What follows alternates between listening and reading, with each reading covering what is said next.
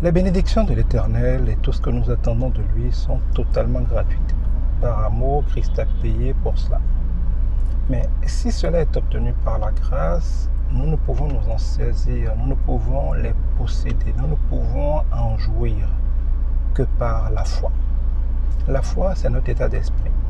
Et cet état d'esprit nous aligne sur une fréquence ou sur une autre. Si par la foi, nous croyons en Dieu, à ce que Dieu a dit, à la nature de Dieu, aux promesses de Dieu, aux instructions de Dieu, et que donc nous croyons, nous pensons, nous parlons et nous nous alignons sur cette fréquence-là, eh bien étant connectés à cette fréquence de Dieu, c'est ce que Dieu a pour nous, la paix, la joie, la santé, la prospérité, la gloire, qui va couler naturellement sur nous. Et ainsi donc par notre foi, nous prendrons possession de ce que Dieu a de meilleur pour nous. Mais si au contraire nous avons peur, eh bien nous sommes alignés automatiquement malgré nous sur la fréquence de la peur, des ténèbres du diable.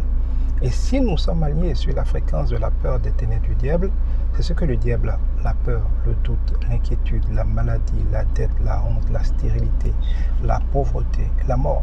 Ce sont ces choses-là qui sont émises par la fréquence et par le règne des ténèbres que nous allons recevoir. C'est pour ça que Dieu dit qu'il nous en sera toujours fait selon notre foi. Et que si deux personnes quelconques s'accordent sur quelque chose, cela leur sera accordé. Si par la foi en Dieu, tu t'accordes avec Dieu sur la parole de Dieu, sur ce que Dieu promet, sur la nature de Dieu, eh bien c'est ce que Dieu émet qui te sera accordé. Mais si par la peur, tu t'accordes avec le diable sur ses malédictions, eh bien c'est ça que tu recevras.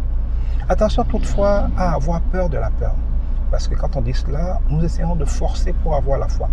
Eh bien non, la foi vient de ce qu'on entend de la parole de Dieu. Le diable, par ses peurs, par les circonstances dans ton cœur, est constamment en train de te dire des choses qui t'effraient. Cela provoque en toi la peur. Mais pour avoir la foi, il faut tout le temps être en train de méditer, de se rappeler, de voir, de répéter, de contempler, de se rappeler de ce que Dieu a dit. Plus tu vas te concentrer et nourrir ton esprit, tes pensées de ce que Dieu a promis, plus tu auras la foi en Dieu. Plus tu vas laisser les circonstances, le monde, le diable et tes problèmes te parler, plus tu auras peur. Attention toutefois, tout homme a peur. Jésus, y compris dans le jardin de Gethsémani, malgré qu'il était Dieu incarné, a eu peur. Il a dit, Père, est-ce que tu peux détourner ça? Mais finalement, il a dit que ta volonté soit faite. La tentation de la peur, l'envie d'avoir peur n'est pas un péché, mais y céder est un péché. Tous, face à certaines épreuves, nous avons peur d'avancer. Ce n'est pas grave pour peu que nous ne reculions pas.